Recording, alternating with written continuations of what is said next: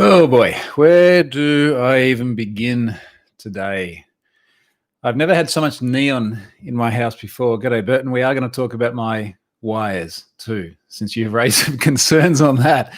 I'll tell you where I'm going to begin today. I'm going to begin today where I normally begin, which is to click the little button which tweets and says I'm live. We've got to remember to do that.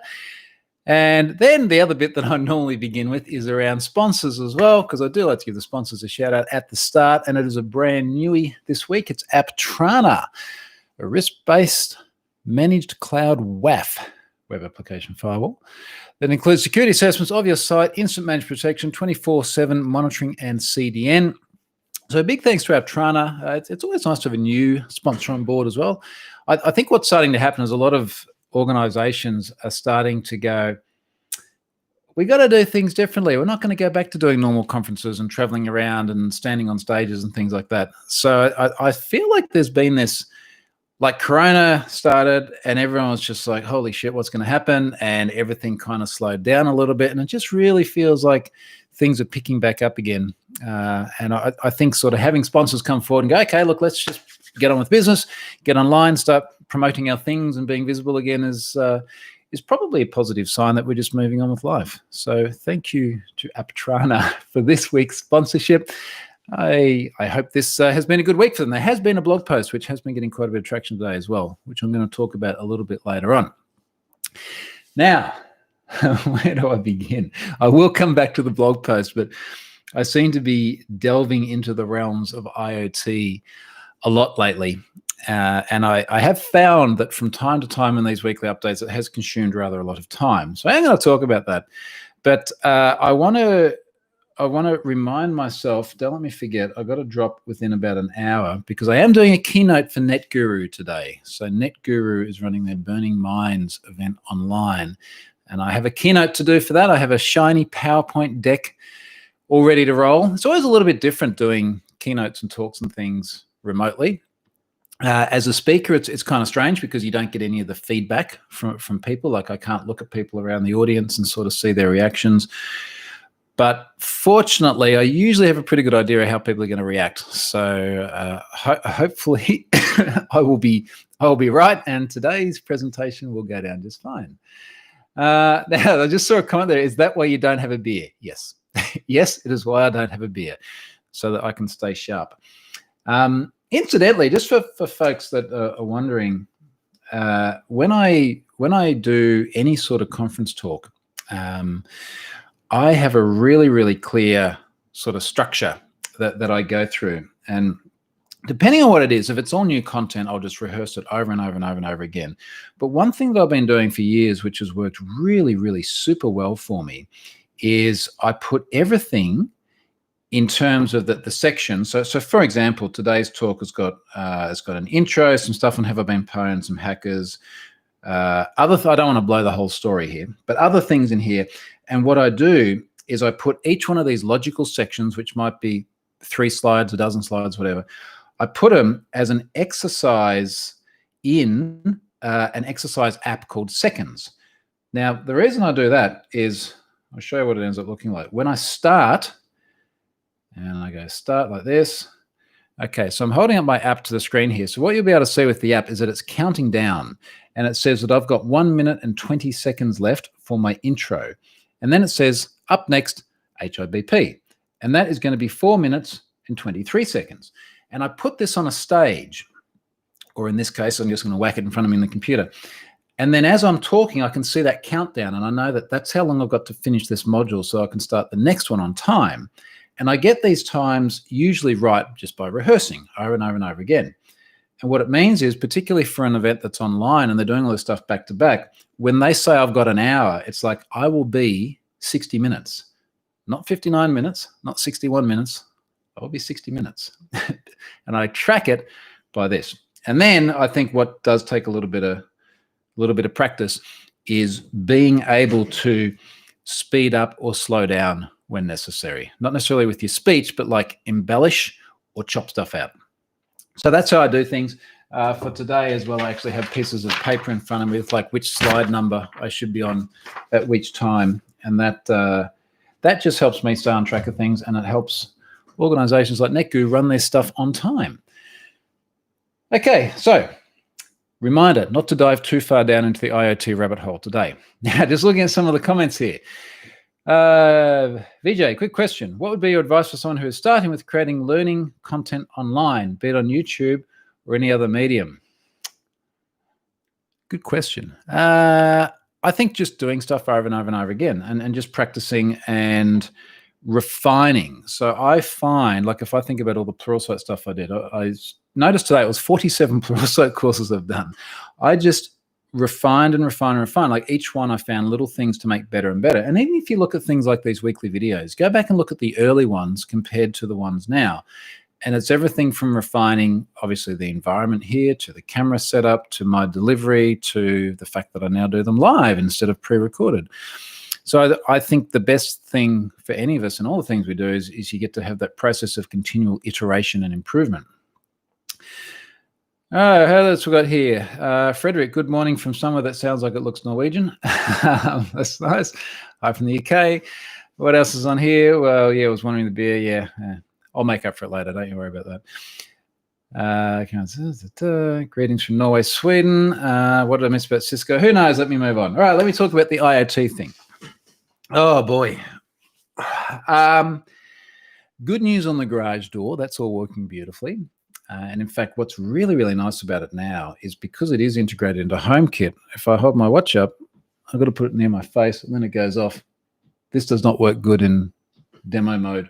But anyway, into HomeKit, garage door in there, it is closed. I click a button, garage door opens. I can talk to the lady on the watch whose name I won't mention at the moment, or else she wakes up and starts doing stuff, which works great. When I'm driving in the car, I've got CarPlay in the car, so I can literally just hands on the steering wheel, eyes on the road, ask for the garage door to be open as I approach the house.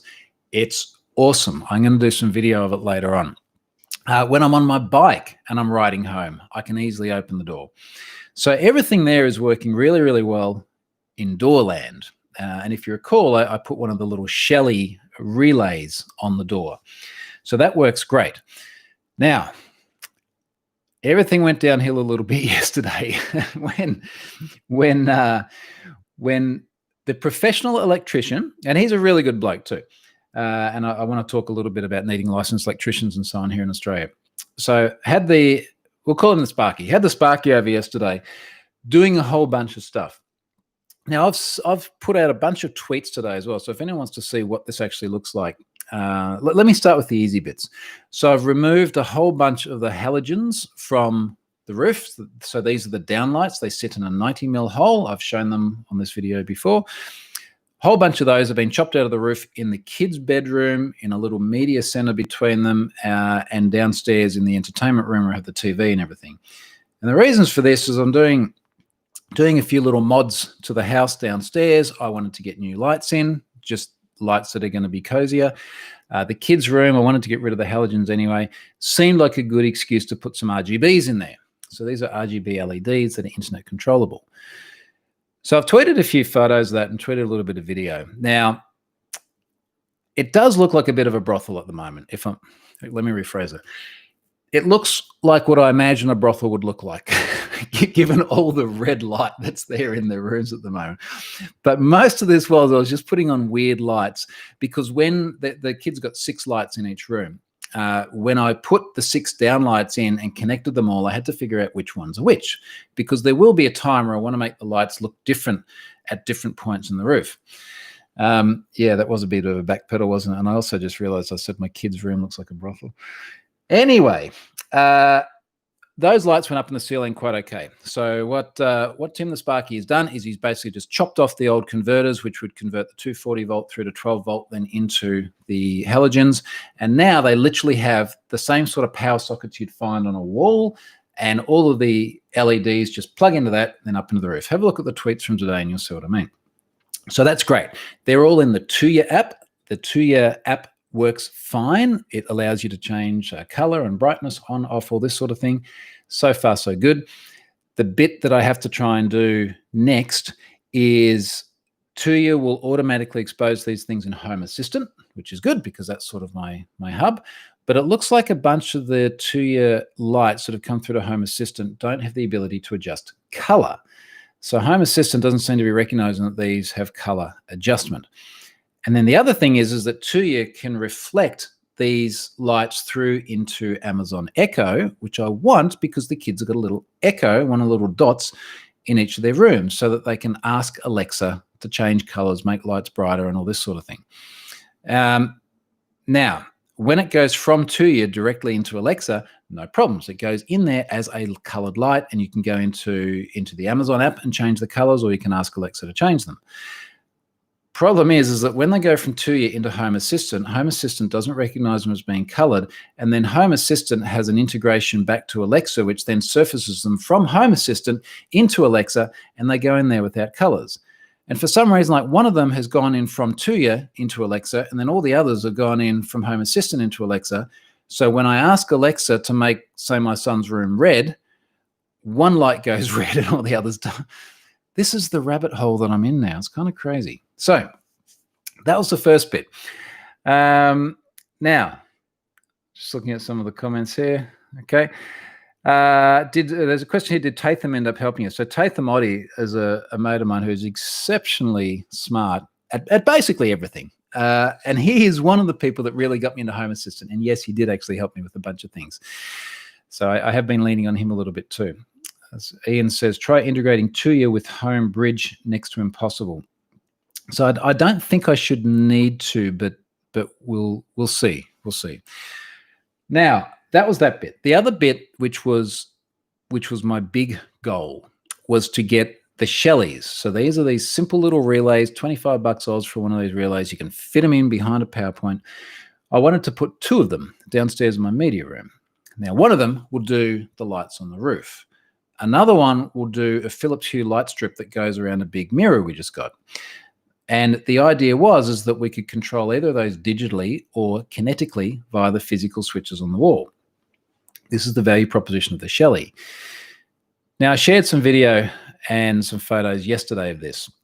And long story short, we've got the Shelleys working digitally, which is great, but it's not working with the physical switches. Electrician can't figure out why. I can't figure out why. We've taken video, we've put video up, and holy shit, did we get some responses. So one of the responses, one of the themes of response was a lot of people were absolutely appalled at the wiring. Now, what I think we're seeing here more than anything is a difference in how the wiring is done in Australia versus in other parts of the world. And it sounds like in places like Europe and the UK, they have these gang boxes where there is a physical plastic box behind the wall and all the wiring sits in there. And it looks like a lot of plastic conduit as well. Not so much in Australia. Now, with the caveat that this is a renovated house that would have been renovated well before I bought it, something like 13 years ago. So not super old, but not super modern either. And the original house, I suspect, was more like 25 or 30 years old. Can't really be any more than that because there was literally water here before that. This is reclaimed land. I wonder how much of this is legacy or not. But basically, in all the houses that I've seen houses being built as well, the wires are run through, often through holes in the studs as opposed through conduits, and they end up coming down and then straight into the back of whatever wall plates go on. Now, there are no live wires floating around inside there. The points do go into the sockets on the switches and the light bulbs and this sort of thing, but it's not sitting inside plastic boxes. Now, what makes it particularly messy downstairs in the photos there is that for reasons I will never understand, when this place was renovated, they've just got so many switches that seem to be just ridiculously redundant. So a good example, like take a room like this. This is like a normal sized bedroom that I use as a study. We've got a spot down there between the kids' room that's half the sizes. There's 4 lights on the roof. So let's imagine, for argument's sake, it's about 3 meters by 2 meters. 4 lights on the roof. They're on 2 different circuits because maybe you want to turn the 2 lights on that side of the room on, but not the 2 lights on the other side of this tiny, tiny room. I don't know why they do that. So that's crazy. And then the other thing that's crazy is that there are a lot of 2- and 3-way switches where there's like one light, but there's 3 different switches in different places to turn it on or off. Now, sometimes that makes sense. Like I've got a whole bunch of lights that go up and down the stairs and it's like a 3-story place. So there's one at the bottom, one in the middle, one at the top. No problems. But downstairs where I took the video, we ended up with so many different switches and things that were already there, already wired in, all meeting Australian compliance too. Like, let's be clear, this is not like me trying to just have a go at it myself. It's just such an overkill of wires and switches and things like that. And in fact, one of the big things that I've said to the Sparky is I want to simplify stuff. So for example, down in the living room or in the entertainment room, which we're doing, there are like 6 lights on the roof and 2 different switches, so that in fact, it was worse than that. There were 6 lights in like a pattern and then 1 just sitting out on its own, and there were 3 different switches. So I was like, all right, get rid of the 1 on its own. We'll keep the 6, we'll put them all on the 1 switch and basically simplify a whole lot of stuff. But we're working with all these legacy dependencies in the wall. Now, in Australia at least, you're not meant to be touching stuff like that unless you're a licensed electrician. And there's no way in the world that I would want to touch that. So this is why I have a professional licensed electrician who's done a bunch of work around the place before that I've been really, really happy with as well. So just to set everyone straight, this is normal in Australia. There's some legacy stuff because of the way this house, I think, has been renovated in the past, and I have a professional working on it. Everyone calm down. This is the only way we can do this here. So that's the first bit. Now, the next thing is that the Shelley is sending out something like a weird 140 volts from a point that we thought should not have been live at all. Now, we've found a few different references online to this, but as yet, I'm not quite sure what the problem is, and I just haven't had time today to look at it.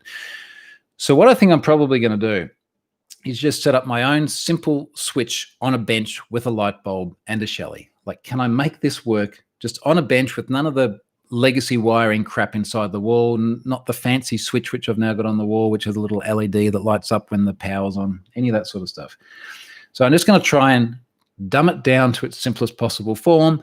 Can I get it working? Sparky's going to come back next week to do other stuff anyway, so hopefully I can all get it set up and going properly then. But so far, I'm falling short. I'm falling short of where I want to be with my IoT things. All right, looking at some of the comments here. Afternoon for Australia, very good. RGBs on the PC. Let's make the whole house a PC. Yeah, it's kind of that. It's all the rage now. It says me sitting in my office with my RGBs as an allegedly mature adult. Was there a reason you didn't flash with Tasmodo? Yeah, because I don't want to. Let me expand. And I'm putting this in a draft blog post as well. In fact, what I'm planning to do, I've now turned it into like a 5-part blog post about different bits. I don't think, for my purposes, I need to flash custom firmware onto devices. If I do that, warranty's gone straight away. And a bunch of these lights, I can actually return within 30 days if I don't want them. I just don't want to get into a situation where just to make a light work, I'm flashing custom firmware. I just do not feel good about that path at all. And I appreciate that a lot of people do like doing that. Awesome. Good on you. I'm glad that this is something you enjoy doing, but I don't want to flash firmware on stuff, and I don't want to solder stuff as well. There has to be an easier way just to make lights work. Let me see what else we got in here. Wait until all your lights magically drop out of Tuya and you have to re-add them. Yeah. Look, I've had a lot of stuff dropping out of Decons, which Decons does all the Zigbee device management, and I haven't been real happy about Decons losing stuff either. So I do worry a little bit about that. And also, this is partly why I wanted to make sure that certainly in any sort of family area where, say, my parents would be as well, there are physical switches on the wall that work. I'm kind of happy being a little bit more liberal with the kids' room, because the kids don't mind mucking around with lights and things like this and talking to an Alexa and that kind of stuff. Okay, the expensive house. What else is on here?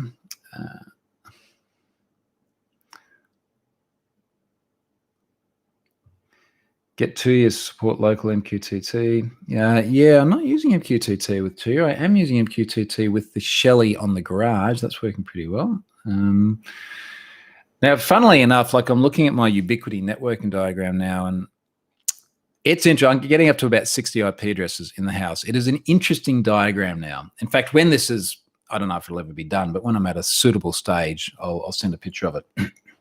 Now, all the lights that I put in the ceiling, and I have put this in the tweet thread, are from Oz Smart Things. And they've ended up being $30. So $30 for, this is 30 Australian bucks. So if we were to put that in GBP, it's around about half that, call it, probably about 14 quid, something like that. All of those go up into the roof, no problems there. I've been buying them in packs of 4 from Oz Smart Things. I bought a heap there the other day. And they sent me something. They sent me a freebie. We had a little bit of a chat online. They sent me Oz Smart Blinds. And I thought, just for fun, since I've still got a bit of time as well, I'll open this up now and I'll see what's actually in here. But this is meant to be able to control your blinds via like a physical unit with a wheel that you can then open things up with. Now, I'm not quite sure where I'm going to put it. Sort of depends on how it actually works. But there should be a little control unit like that, which, based on what I've seen on some of the videos, there's like a little cog inside here with teeth on it, and you can put the cord to your blind through that and instantly connect it. There's a plug. It obviously runs off mains, and that's about it. There's a bit of 3M sticky stuff here. I assume to stick it onto the wall or to bolt it on. And then there's a couple of different gears, by the look of it, for different sorts of cords that might hang down from your blinds. And they got one there as well. I believe this one's meant for when it's like literally just a cord, where this one's like the beaded one, so it can grasp onto that. So this is pretty cool. What I would actually really, really like to do is, in my master bedroom, there's a really big window with blinds on it. And then it looks out over the water and the sunrise is there. So I would really love to be able to automate opening that nice and early in the morning so that the blinds sort of open up and the sunlight comes through. That feels like a bit of a pipe dream at the moment. But then again, at least this is not something you have to wire in. It's like plug it into the power cable and then connect it to the blind and we should be good to go. Now, just notice a comment here. He doesn't use VLANs because that causes all sorts of other issues. I had VLAN on my previous Ubiquiti network. I'm on version 2 of my network now because I rolled over to a Dream Machine Pro and just ended up just redoing everything. Now, I still have an IoT network, a dedicated IoT network. I am putting all of the IoT things on the IoT network. The problem is that once you VLAN stuff, all sorts of things get harder. Everything from pairing a new device onto the network, because often it's going to pair to the network that your device is already on, so you have to keep switching networks, to the fact that there's a whole bunch of devices that do need to actually be able to see from an isolated VLAN back into the primary LAN. So, for example, things like Sonos. So Sonos does, allegedly, some kind of funky multicast stuff where it needs to be able to actually see the client, and you can't just sit it in a separate VLAN. Not without opening up firewall ports on other UDP, or opening up firewall rules on other UDP ports and things like that.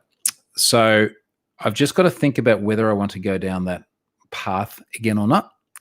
Look, I very possibly will, but I just don't need more stuff to do at the moment. And at least doing it this way, already having the IoT stuff on a different Wi-Fi network, everything can see each other, but I can now go through and do things like put all the IoT stuff on a different subnet if I want to, because if I keep adding devices, I will start to run out of subnets, or IP addresses rather, at some point. So the option is there for the future. Put in the TV room so that when you turn on the TV, the blinds go down. Now, the only thing is I don't actually have blinds in my TV room. So there's big bifold doors which go out to the pool. But I also only watch TV. I only ever watch TV at night, and I very often don't watch TV at all. So that really doesn't worry me too much there. What else we got here? VPNs. Tom, hi from DDoS 10Z. Yeah, how's that working out for you, mate? Bought any shares lately? Probably too soon. The other thing that's got to go in there, in fact, this arrived. I didn't show this last week. In my travels looking for universal remotes, the best one I could find was basically a newer version of what I already had, which was the Logitech Harmony. So this Harmony remote is going to go back into the network. I'm waiting on a new receiver to replace my old one on the home theater setup. And then when I get the new receiver, I'll set this up as well. And the reason I haven't in fact, the new receiver's arrived. I just haven't picked it up yet because other stuff is still going on the walls, and then that will change all of the tuning. Why the hell am I doing all this? It's better be worth it. All right. I'm starting to get a bit sick of IoT. So let me go on to something totally different, which is a blog post that I kind of wanted to write for a little while. And I eventually just got enough of a bee in my bonnet this week that I decided to do it anyway. And this is around disclosure messages for companies that have been breached who talk about your password having been encrypted when it wasn't. Now, this came off the back of seeing someone tweet a message from Wattpad. Now, Wattpad was breached many, many weeks ago now, and they had a very big breach. I think it was about 260 million user accounts, all in have I been pwned now. And there's a notice here from the Wattpad security team, and they're talking here. They say, and this is in bold, so you know it's important. We want to stress that Wattpad does not store plain text passwords. Okay, very good. All Wattpad passwords are encrypted. No, they're not. They are hashed. They are bcrypt hashed, which is good. Bcrypt is good. But what's interesting here is reading through this. They say, although we use encryption to store passwords, still wrong, as a precaution, we're taking steps to enhance the standards we use for passwords on our platform. All right. If your data was improperly accessed, bad actors could use it to contact you or attempt to gather personal information. Therefore, we are recommending you, and this is in bold again, so that's important, change your password on Wattpad or any other third-party accounts where you use the same password. Now, here's the issue that I have with this. You're left in sort of an awkward position where the organization is saying, we protected your passwords and storage using some sort of methodology. Let's not worry too much about whether it's hashing or encryption. We protected your passwords. By the way, change your passwords. And to me, it just feels like it's in an awkward middle ground, because it's like either the passwords were well protected, in which case you don't need to change them, or you need to change them because they weren't well protected. Like, which camp are you going to have a boot in? Now, this is pretty much where we would be with encryption, because if it was encryption, then the question would be, assuming it was good encryption, the question would be, what happened to the private key? Was there a private key disclosure? If they were confident there was no private key disclosure, then all the passwords are good. If they weren't confident there was no disclosure, then none of the passwords are good. Assuming they were just encrypted, even my crazy one password generated password wouldn't be good because it would be decrypted immediately with the key. Now, of course, what's happening here is Wattpad is using language that they're trying to tailor to normal everyday people. And this is the feedback that I keep getting. So I sort of tweeted this, and in my tweet, I said, where was my tweet? I said, saying that passwords are encrypted over and over again doesn't make it so. They're bcrypt hashes, so good job there. But the fact they're suggesting everyone changes their password illustrates that even good hashing has its risks. And I think the point I'm trying to make here is I would much prefer an organization to explain what actually happened rather than trying to use language that they think people relate to. So the feedback I kept getting from this is people would say, the reason Wattpad said encryption is because people don't know what hashing is. And I'm sort of going, well, that statement implies that people know what encryption is. I think they know the word, but do they really actually know what it is? So I don't think that using the word encryption and assuming that people know what it means and can take appropriate action as a result does anyone any favors. So I wanted to write something that explained in human readable terms what hashing is. And very, very specifically, I wanted to have a sentence, and I would love organizations to pick this sentence up. And the sentence is this: a password hash is a representation of your password that can't be reversed, but the original password may still be determined if someone hashes it again and gets the same result. And that is literally what a password hash is. Now, to me, this is something which is much clearer than using the word encryption when there was no encryption. I then wrote the blog post and fleshed it out more. In fact, I titled the blog post, "We didn't encrypt your password, we hashed it. Here's what that means." And then it goes through and gives a whole bunch of information about what hashing is. So it's a one-way deterministic algorithm. You can't unhash, but you can take the same input, hash it with the same hashing algorithm, compare them. Here's what you go. If it's MD5, you can put it in a browser and Google it, and if there's no salt, you'll find results for it. I then go down and show, even on the bcrypt front, I pumped a bunch of the Wattpad bcrypt hashes into Hashcat, and sure enough, a bunch of them were cracked. Now, part of the reason they were cracked is because Wattpad's password criteria goes like this. You got 6 characters? Cool. Like, that's it. 6 or more characters.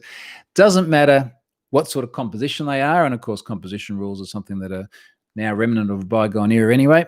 Doesn't matter if the password's been seen a million times before. They will allow it. So at the end of the day, Wattpad's guidance about changing your password is actually pretty accurate, because they allowed people to have passwords which were pretty atrocious and could easily be cracked, not decrypted, cracked. So look, we'll see. I'm sympathetic to what people are saying about encryption being a more recognized term, but I just don't think that saying people understand what encryption is, that's why the word is used, is the right thing. So I would much rather prefer to see the language used, which I have suggested here, but we'll see. We'll see what time brings. Now, I've seen a bunch of comments scrolling through here. How am I going for time? I've got half an hour until I've got to go do this keynote. What else is on here in the comments that's interesting? Lots of IoT stuff. I seriously just need a little bit of a night off the IoT. Mind you, if I want to go down and watch TV, the only way I'm going to be able to turn the bloody lights on are with my phone, because the physical switch doesn't work now, which is very counterproductive to what I was originally after.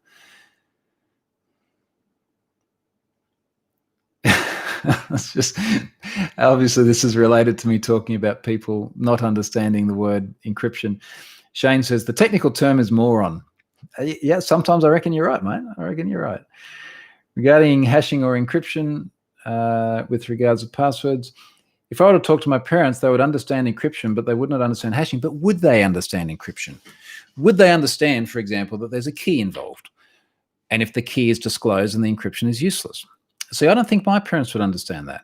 I think they are familiar with the term encryption in the context of it as some sort of obfuscated message that can be retrieved again somewhere else. But that would be the extent of it. And I think more importantly, in terms of the purpose of a breach disclosure notice, what will they do with that information? If my parents were told it was encrypted rather than hashed, how would that change their behavior? Or vice versa, how would it change their behavior? Because at the end of the day, Wattpad's guidance here was to go and change your password, the same one that you use everywhere, which again is part of the problem. But that guidance is good. The reason explaining why I don't think really changes things whatsoever.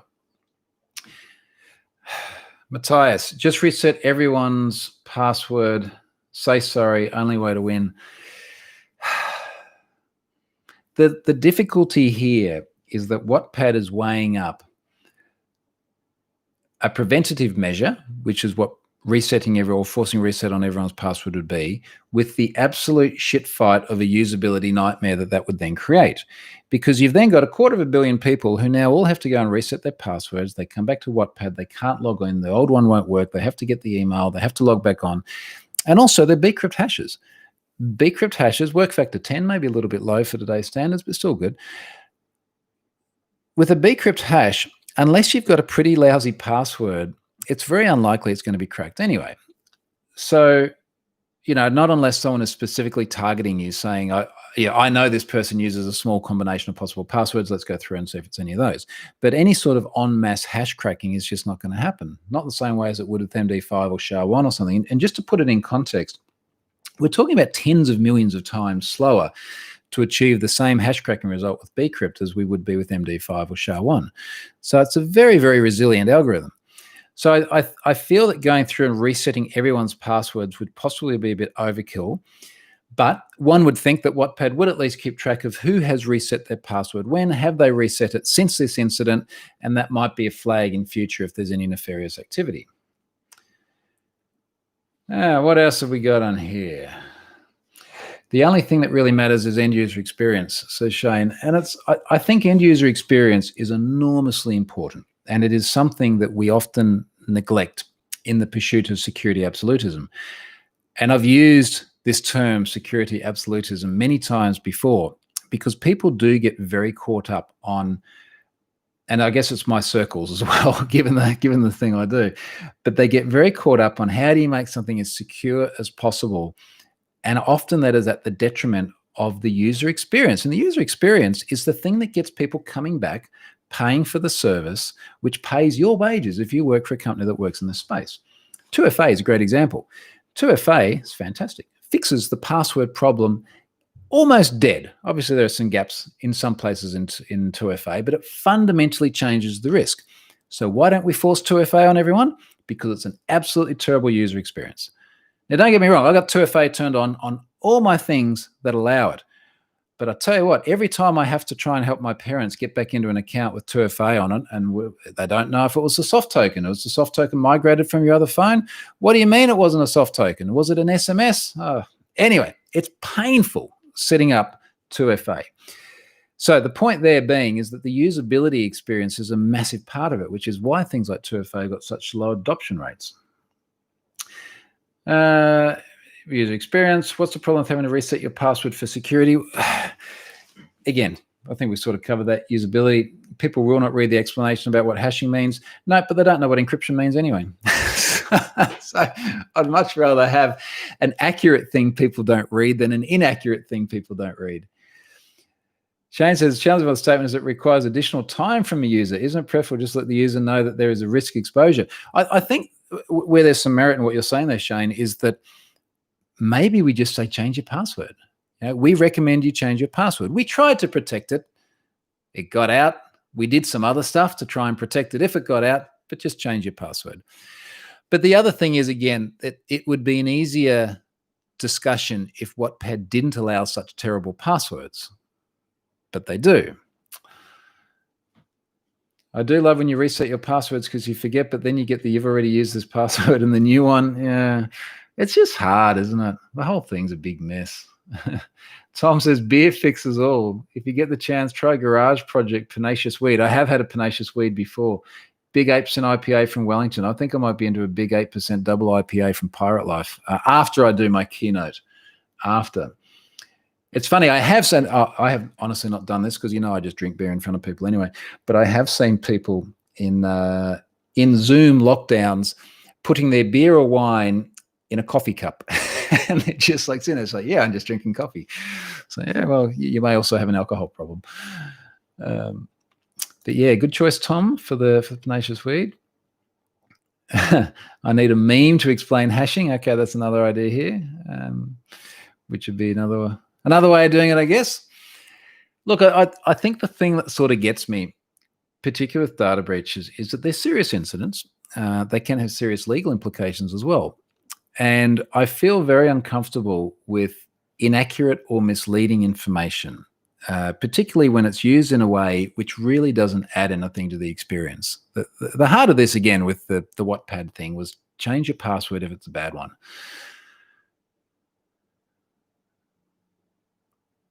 Now I'm getting thirsty for beer.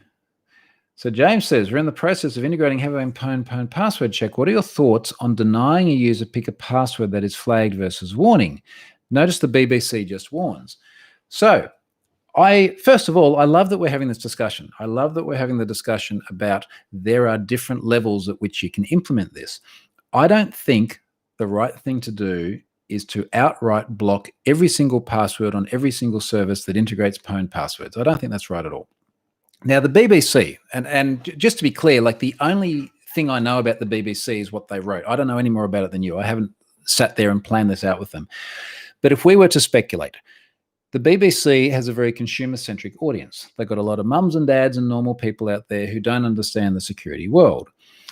You would want to, A, be cautious about the way you explain things such that it doesn't look like the BBC has had a security incident, and B, be conscious that you do actually want people signing up and using your service. And if you create a barrier that is too high, it's going to make life hard for them.